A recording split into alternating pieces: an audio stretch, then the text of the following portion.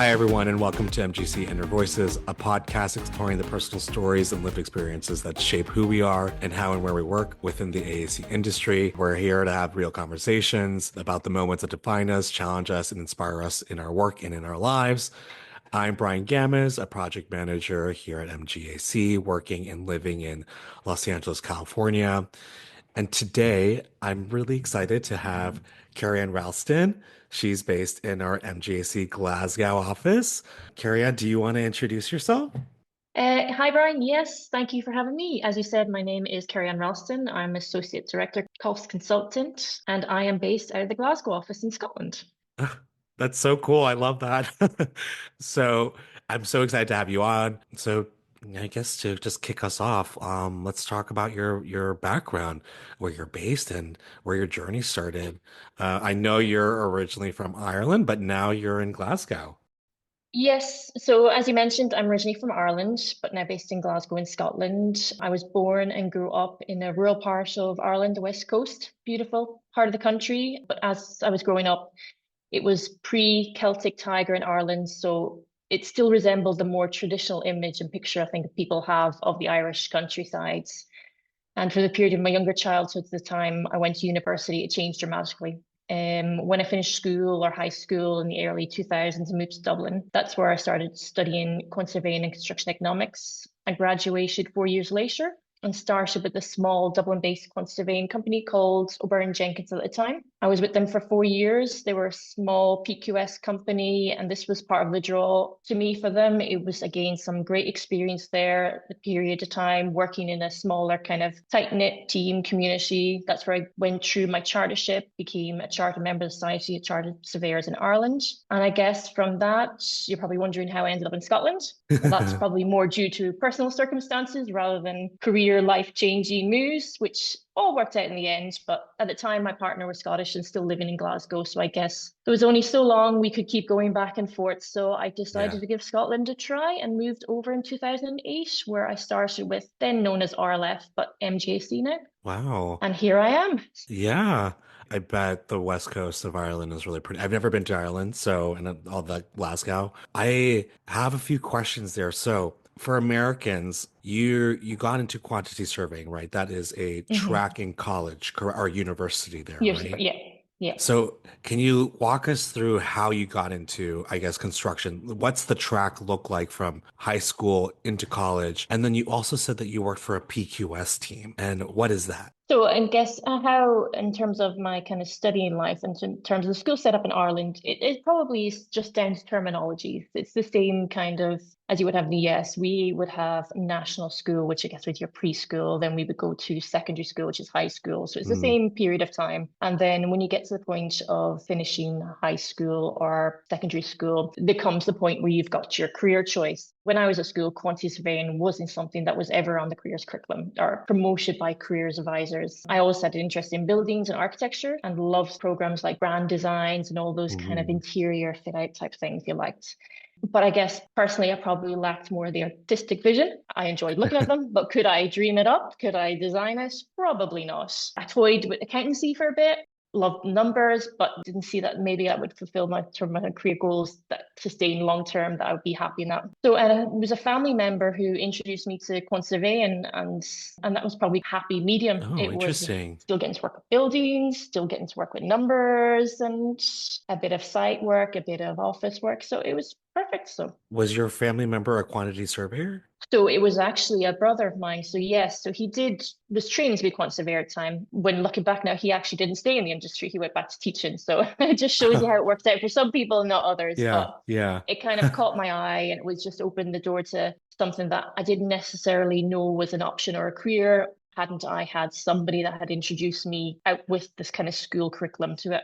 So now you've also said that you're a member of the RICS, which is the Royal Institution of Chartered Surveyors, and the Society of Chartered Surveyors Ireland. Can you tell us a Mhm. little bit more about that and what the qualification process is like? So basically, what it is so given just the size and the proximity of Ireland, it's very closely connected to the RICS and United Kingdom. So, Hmm. so the Society of Chartered Surveyors is the Irish equivalent to the RICS, so the Royal Institute of Chartered Surveyors. So it is the chartership avenue that you go to once you become a quantitative surveyor. I guess it is your professional accreditation as such. Mm. So I was quite keen to get that from an early age. It's one of those things that it gives structure and kind of credibility to your career, and it's recognized within the Right, industry and worldwide. So it's a right, very important career goal to have and accreditation to have. It gives you understanding not just the technical side of the job, but it's also your professional standards, ethics, accountability. I guess it goes further than the technical. It's the professional right. side of it. So take us back to when you first started. What was that like walking onto those job sites as a young professional in your 20s? You talked about when we first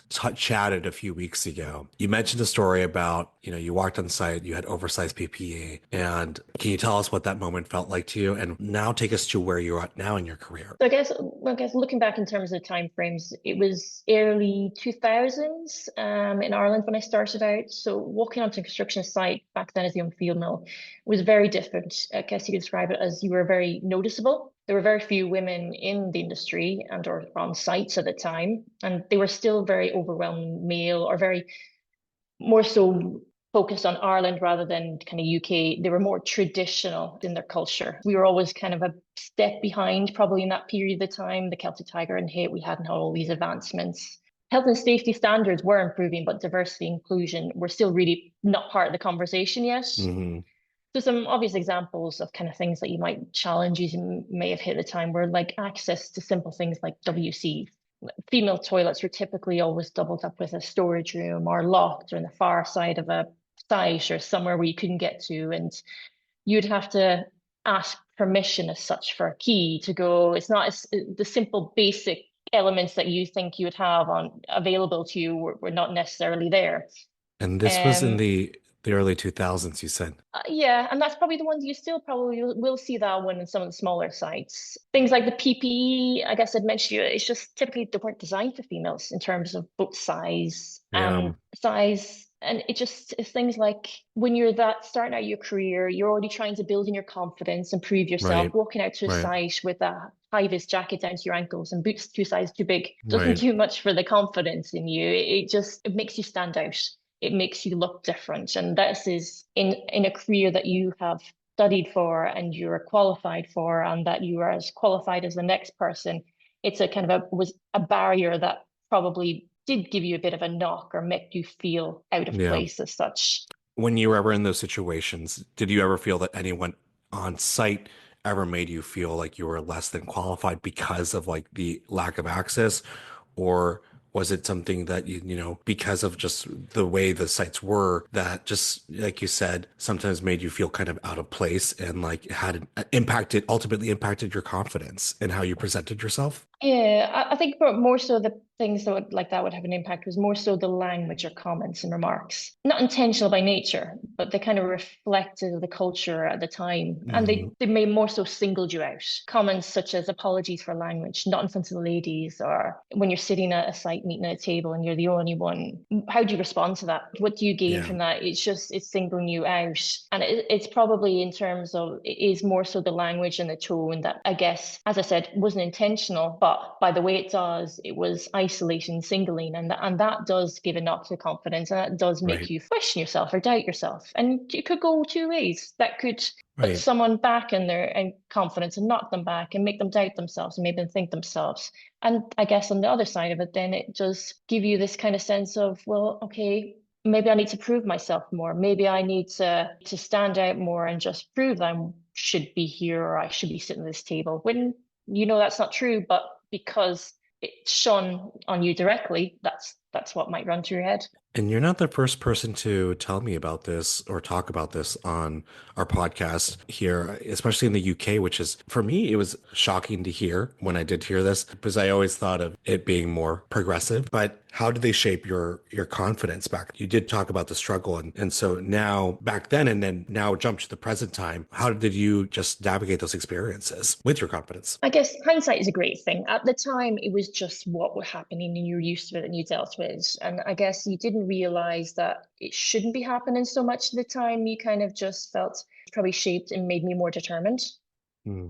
these experiences can define your career path in many ways. It can make you shy away from it, or can make you just want to propel to get faster, to get further, and to prove Right. that you can do it. Right. And that drove me to progress my career. It drove me to be more prepared. I would mean that going to meetings, that you were prepared to go in there. You knew that you would have the answer. You would have had it anyway, but you Right. felt like you had to go that next step because you may get singled out rather than the person, and more so. And that was just the culture and the language that made you feel that, rather than the intentional people thinking it. But I guess it was all part of the time and the place we were in the industry. How do you think that awareness about that, I guess this cultural moment you're talking about back then, how do you think that awareness and education have evolved since then? How you, I guess, in behavior and treating people on site? I think it's evolved. It comes leaps and bounds. It evolves so much, but I think it's like anything. It will always be ever evolving. Times will Right. always be changing, and it's one of those things that it needs to be constant.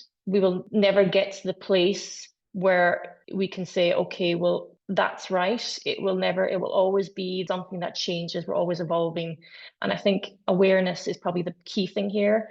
Awareness and understanding, and I guess respect of everybody's Mm. backgrounds and challenges they may have and hurdles. I think they're all key to it. And just as long as we keep in mind that we are all in the same industry, we all have the same purpose and reason. I think that's key. And I think just Yep. open mind and keep evolving.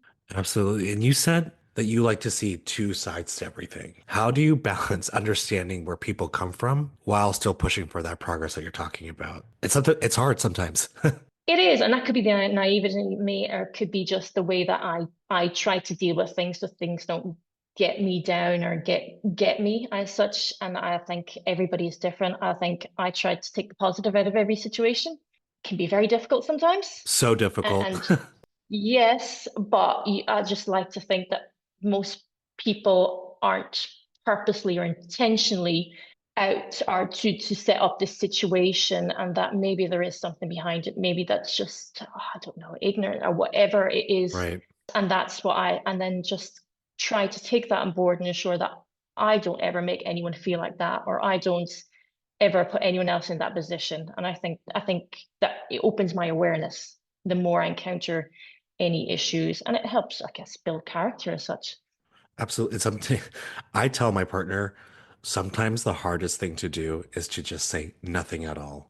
It just Yeah, takes all of you, and you have to sit there and really think about whether you're going to engage or not, and if it's worth it. And because it's also your energy, right? yeah, yeah. And you weigh those options there. And it's difficult. Did you ever have any mentors or allies that helped you find your footing in those situations, or even just in your career? Yeah, I think I was very lucky. I think in the two companies I've worked at over the years, I was very lucky to have female mentors in both the Burn Jenkins and MJC, who had very similar career journeys to me, and probably went through a lot of and encountered a lot of the same life choices and again barriers that I'd gone through. And I think it's very important to have a mentor or an ally or someone you can confide in that Yeah. can encourage you and just help you, kind of somebody to bounce something off, that won't judge, Yeah. that will just give their life experience on it, what might have worked for you. Because I guess it is very easy to just be very singular and think about yourself and just get lost in it all. And I think it's important to remember of, I guess, who helped you along that journey, and give back to help the next person coming through, because it is important to have an ally or a mentor or somebody that you can confide in and that will support you. And on that note, what advice would you give to any young woman who wants to come into the career or into quantity surveying, and walking onto her first job today? Be yourself, have confidence in yourself, and I guess find that support network, whether it be a mentor, an organization, confide in a friend, have somebody backing you, and that's all you need. I think the rest will follow. Just be yourself. Yeah. And you now lead the Glasgow Cost Consulting team, talking about mentors and allies and now leadership. What's that been like in managing locally and I guess internationally? It's been great. We have a small team in the Glasgow office, but we have a great team. We are they I have a privileged to work with a really great bunch of people. We are all supportive of each other. We all help each other. We cheer each other on. We are, I guess, a very collaborative, open, close-knit team. And I think that's important. I think you need to support your teammates, your staff. I really Yeah. enjoy working with them. I really enjoy seeing them progressing. I really enjoy seeing them come along and progressing in the career. And it's a very rewarding position to be in.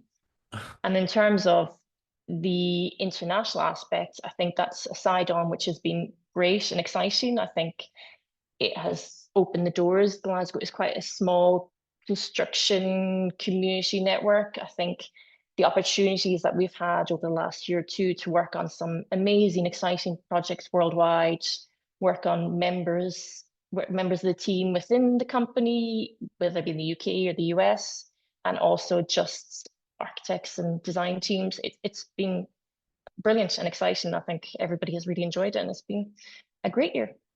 I think what's great about MJC is how collaborative it can be, especially with all the offices we have internationally. And I would love to visit the Glasgow office one day. You'll have to put on your lift, definitely. Yeah, I would love to. Can you tell us more about your role today? And you've kind of touched upon it already, but like what's unique about working in Glasgow to kind of let our listeners understand a little bit more about the city.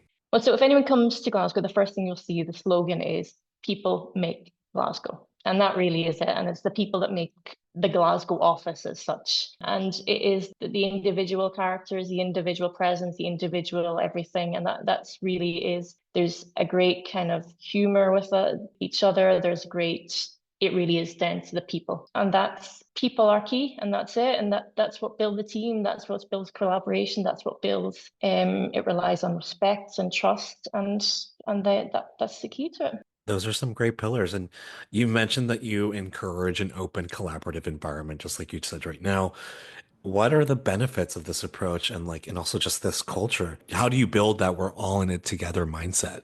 Key to that is it's really important to lead by example. I think you really want to build on trust and respect within the team, and that's what leads to collaboration. I think we all need to have mutual trust and respect. You need to be seen. You can't just be in the background hiding. You need to be seen to be doing what you're preaching. You need to be encouraging. You need to be in there with the team, and Yeah. and that's real. And I think that's what leads. I think the basis of it all, the core values, really is down to trust, respect, and communication. And that's what the success of a team is down to. And it's instilling these values creates the environment where the team are engaged and committed. And Yeah.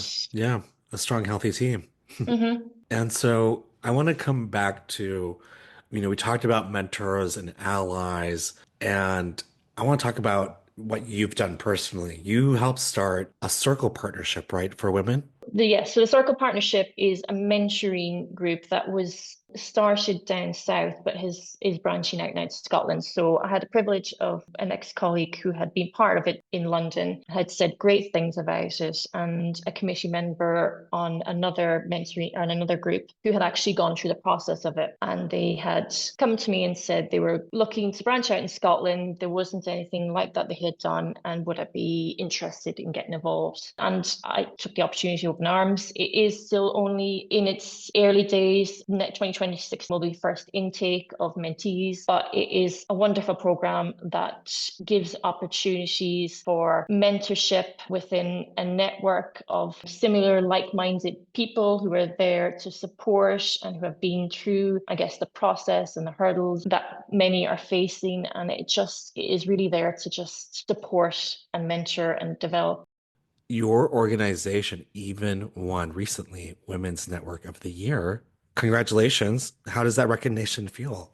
Yeah, it's great. I'm very privileged to be on the committee for the Women in Property Central Scotland to work alongside an amazing group of women. For the Women in Property Central Scotland to win the Women's Network of the Year award for inspiring women in construction and engineers, given that it was a national award, it's an amazing achievement. And it really recognises the hard work and commitment put in by the committee, as a lot of this work is done alongside day jobs, careers, life commitments, etc. So just to have that recognition and to win an award, I think it just really kind of shows the importance and gives back that it's worth it and just recognition. Yeah, and it really shows all the hard work that you're putting into it, KerryAnn. That's such an inspiration. It's not all on one person. There's a team behind that all makes it Yeah. happen, and it's great to be part of that team. I love that. What advice would you give to women who are just starting out in property or cost consulting space today? I think have belief in yourself, believe that you belong in that room and be prepared. I think preparation is key to always be prepared for any eventuality and have confidence in yourself and your abilities, and the rest will follow. I think you need to be your own biggest believer and supporter and recognize that you can do it. Yeah. What's something you wish you could tell your younger self when you were just getting started in the industry? Trust your instincts. Generally, your instincts will guide you. Build on the basics. I guess we all can get wrapped up and thinking too far ahead too quickly. Build on the basics, build in your confidence and trust in yourself. And they're the key. If you've got the basics grounded, I think you've got a good start and a good setup. And if you had to sum up the impact you hope to have in the future, and you're doing a lot, you're especially with leading the Glasgow office, your women's network, what would you say you hope your impact to be? My impact would make people feel supported, appreciated, capable, and I would hope it enables them to follow their goals and their ambitions, and at the end of the day, to be the best they can be. I guess that's all. We all just want to support each other and see each Yeah. other thrive and succeed.